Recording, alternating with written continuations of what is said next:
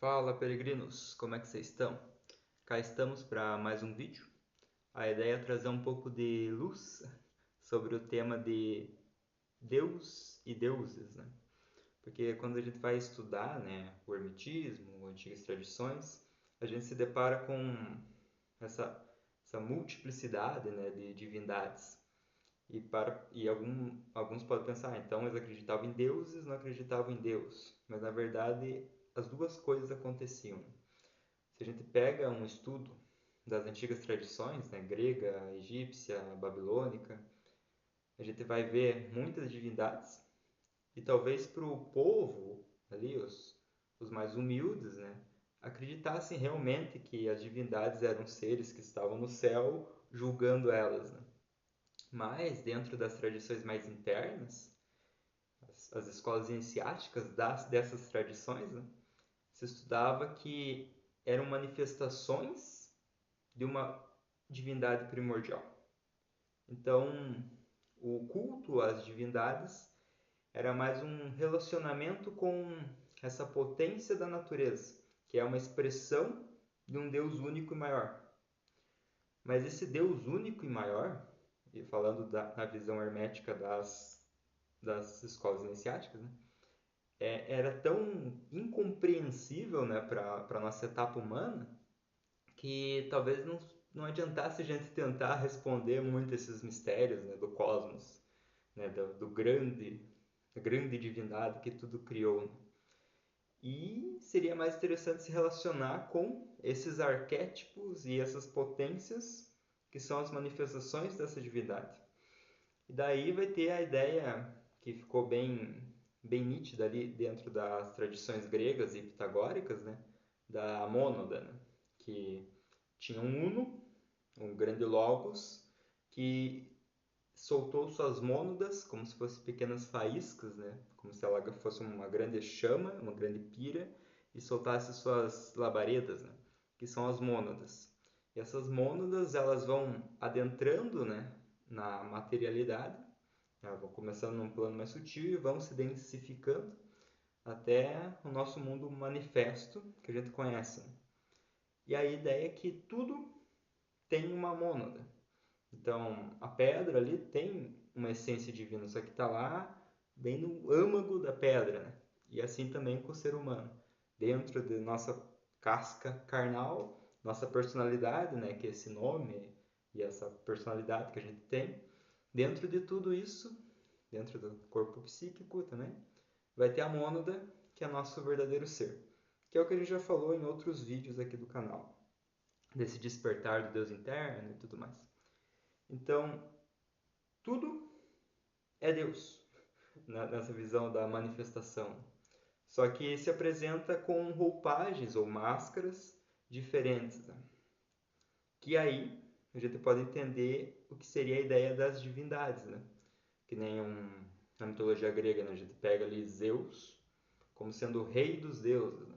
Mas ele é um aspecto de ordem da divindade. Tipo, tem lá a divindade, mônada, que a gente não compreende, mas a gente compreende um aspecto dela de ordem e de rei dos céus, que seria plasmado e simbolizado por Zeus. Tem o deus Ares, que é um deus da guerra.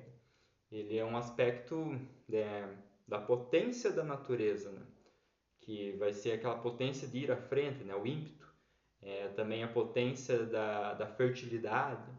E aí isso vai se plasmar, né, para a consciência humana como um aspecto guerreiro, né, mais bélico, e também um aspecto mais de cultivo também da terra. Ares não era só um deus da guerra, mas também era um deus da agricultura, para quem não conhece. E isso tudo são tipo máscaras de Deus. Então as divindades são uma forma do ser humano entender uma potência da divindade. E entendendo essas potências de divindade, também a gente pode entender a nós mesmos. Daí é os aspectos internos nossos, né? Como a gente falou de Ares, né? Ares, no seu aspecto positivo, é esse impulso de criação e de ímpeto, mas um aspecto negativo é um aspecto belicoso e da ira, né? E a gente tem isso dentro de nós. Então a gente tem que trabalhar com esse aspecto da divindade dentro de nós também. A ideia do macro e do microcosmos. Quando você alinha, né, o seu corpo interno, você vai começar a alinhar o corpo externo.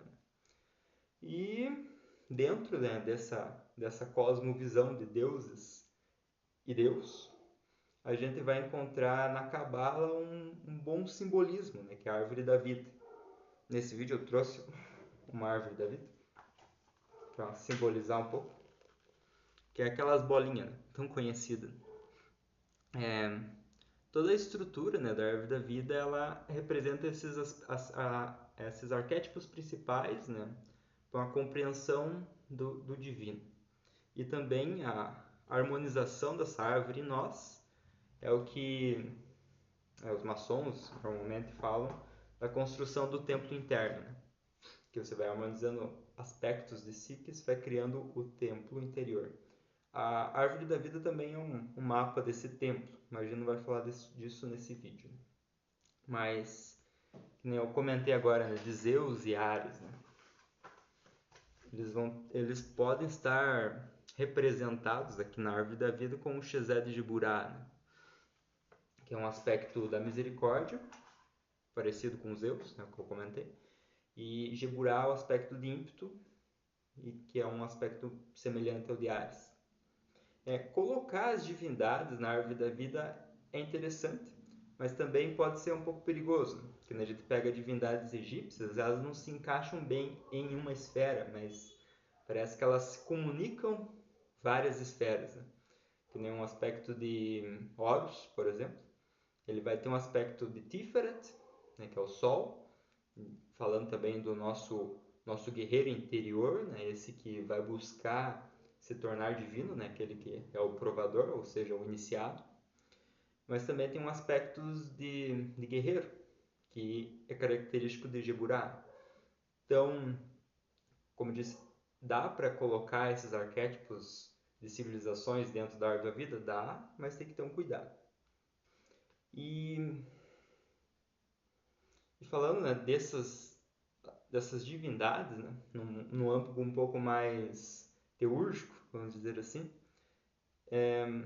tem que entender que é um símbolo arquetípico, mas também é uma energia que tem uma forma astral, que daí seria talvez a forma deusa ali. E dentro da teurgia, tudo que é astral é uma forma astral. A ideia de colocar nome tipo elementares, anjos, demônios, deuses, isso é coisa do ser humano. No plano astral, são seres astrais. E ponto. É interessante isso, porque que nem tem um pouco numa questão mais tribal, né? Dentro até de um conceito japonês, vamos dizer. Tem lá uma divindade do vilarejo. Talvez não seja uma divindade, mas talvez seja um ser elemental que cuida daquela região. Aquele vilarejo entende ela como sendo uma divindade, mas não é uma divindade. É meio fora da ideia inicial do vídeo, né? Mas vamos voltar agora para o vídeo. Aí dentro, né, dessa visão de deuses e Deus, a ideia é que tudo na natureza, né, que seria um reflexo de Deus, estaria evoluindo para retornar melhor para a divindade. Tipo, teve a expansão, né, como se fosse uma expiração de Deus, onde só os mônadas vão agregando conhecimento, e agora vai ter uma inspiração divina, que essas mônadas agora, com conhecimentos, vão voltar para o centro. Ou seja, tem um processo de evolução aí. E dentro dos conhecimentos que Blavatsky trouxe, dentro da sociedade teosófica e tudo mais, ela comenta sobre essas evoluções dentro de Honda, cadeia, daí tem as raças. Não vamos entrar nisso nesse vídeo, né? Mas um ponto que ela traz ali é que nem o ser humano, ele está num ponto que ele vai evoluir para o que ela chama de Deus mental, que é uma forma, digamos, astral no futuro, né? A gente vai perder essa forma corpórea e vai se utilizar de uma forma astral.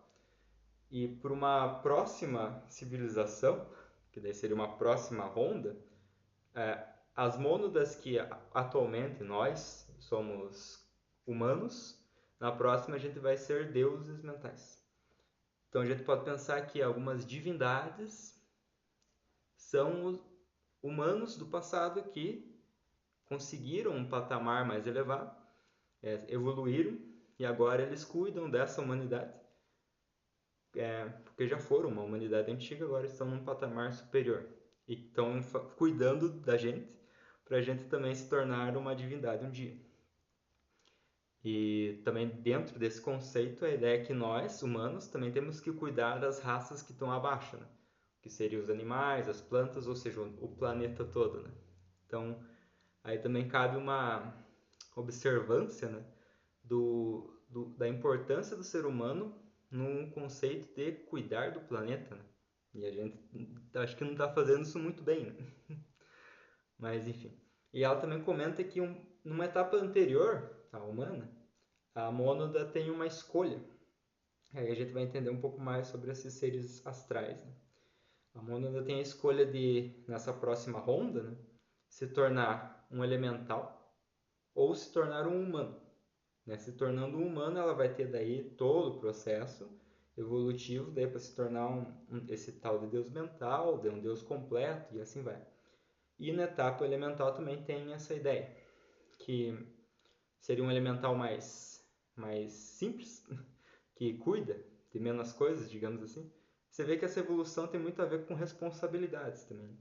Esse primeiro elemental vai ter responsabilidade, por exemplo, de cuidar da fecundidade da terra, que daí a gente vai chamar no folclore de gnomos, né? Ou vai ter o elemental que vai cuidar do desenvolvimento das plantas, que daí no folclore também a gente vai dar o nome de fada. E daí vai ter lá as salamandras, as ondinas que cuidam da água e tudo mais, né? E acima deles vai ter uns elementais lodges, né, que os gregos chamavam, que era dos locais, que cuidam de uma região, cuidam de toda uma região. E esses que cuidam de uma região vão cuidar desses elementais menores também, como se eles fossem um rei desses elementais, né? Tipo uma região, uma floresta, vai ter plantas, então vai ter as fadas que cuidam dali, vai ter água, então vai ter as ondinas que cuidam dali, nereidas, né, etc. Tem a terra, os gnomos, e vai ter esse elemental que cuida desses outros elementais. Para quem estuda Goethe, né, vai ver que os daimons da Goethe tem muito disso, né, que eles são seres que cuidam do local e eles têm legiões. Essas legiões são elementais menores, né? Daí, num conceito mais cristão, vão colocar que eles são um demônio. E daí vai ter também a contraparte dele, que são os anjos. Mas dentro dos anjos, né, também tem isso, né? Dos 72 nomes de Deus, né, que são os anjos. Você vai ver que eles são potências superiores e eles têm outros anjos que eles dominam. Ou seja, eles também são elementais que dominam elementais menores. Dentro, né, dessas tradições goéticas vai ter muito disso. E se a gente voltar e tirar esse conceito mais cristão, católico, né, a gente vai entender que são seres elementais em sua evolução. E eles são, de certa forma, irmãos nossos, né? Que, como eu disse, a mônada tinha uma escolha de ser elemental ou ser humano, né? Então, o humano e o elemental eles estão no mesmo nível de consciência. Talvez o humano ele é um pouco mais corrompido porque ele está ligado à matéria e o elemental ele já não tem essa dificuldade, né? Então ele já tem uma inocência natural. Não vou falar que eles são bons ou maus, eles são inocentes. Acaba que o ser humano influenciando eles que transforma eles em bom ou mal. Mas eles são seres neutros, né? Eles só estão cumprindo o papel deles, como se fossem animais ou meio feio falar que são como animais, né? Como crianças, né? São como crianças inocentes. E voltando agora para nós, né? Se diz que nós, toda a humanidade vai chegar a um ponto de aí se tornar na próxima ronda, próxima cadeia, um deus mental. Mas a gente pode acelerar um pouco esse processo com a via mais iniciática, né? E se tornar um avatar. O que é um avatar, né? Isso muito nos termos ali de Blavatsky, né? Ela diz que tem 3 tipos de avatares, que são os manusíacos, que são responsáveis por criar uma civilização e organizar um sistema cultural e civilizatório. Os bodhisattvas, que são mais voltados ao amor e à busca do conhecimento, a sabedoria, e acabam criando sistemas de religião. E daí tem os mahashohas, que eles são seres que não aparecem normalmente. Eles são como se fossem guardiões ali do plano astral, que eles cuidam para o desenvolvimento da evolução dos seres. Na verdade, os 3 cuidam da evolução dos seres, né? De formas diferentes. Né? Uma forma cultural e civilizatória, uma forma mais voltada à sabedoria e o amor, que a gente pode chamar de religião, e esses que não aparecem porque eles digamos, são mais... Eles cuidam das formas mentais negativas, né? Eles destroem e dissolvem essas forças que são nocivas para o crescimento da humanidade. Então acaba que eles não aparecem. E nós, como humanos, tendo esse processo de iniciação, nessa via discipular, iniciática, a gente pode se tornar um avatar. E isso se dá ao longo de várias encarnações, né? Que daí em uma encarnação a gente já vem meio puro, meio desperto, para realizar um trabalho, né? Que daí seria como aconteceu com os ícones, né? Dos avatares, né? Jesus, né? Já vem iniciado, digamos assim, ele tem um processo, mas ele já meio que vem pronto. E um Buda também, né? Também tem seu processo e vai só relembrar alguns pontos para que se expresse no seu avatarado. Né? E quando eles deixam, né, o corpo físico, se diz que eles se tornam um ser ali astral que cuida dessa evolução. Né? Então ele é quase que ele já está ali na porta de ser um deus mental, né? Mas ainda não é. Ele tem que esperar toda a raça humana atual se tornar também uma divindade. Daí ele passa. Que diz que nos textos budistas falam disso, né? Que Buda está esperando até que o último espírito passe, né?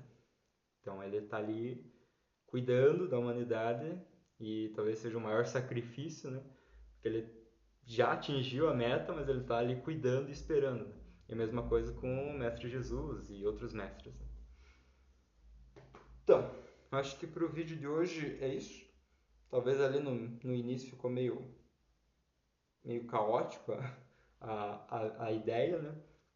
Mas a ideia era transmitir um pouco disso, né? Dessa visão, né? De Deus e divindade. Não separando-as, né?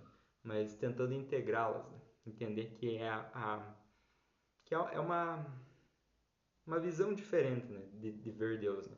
Em vez de ver Deus em um velho sentado na nuvem, a gente vai ver Deus em toda a natureza. Né?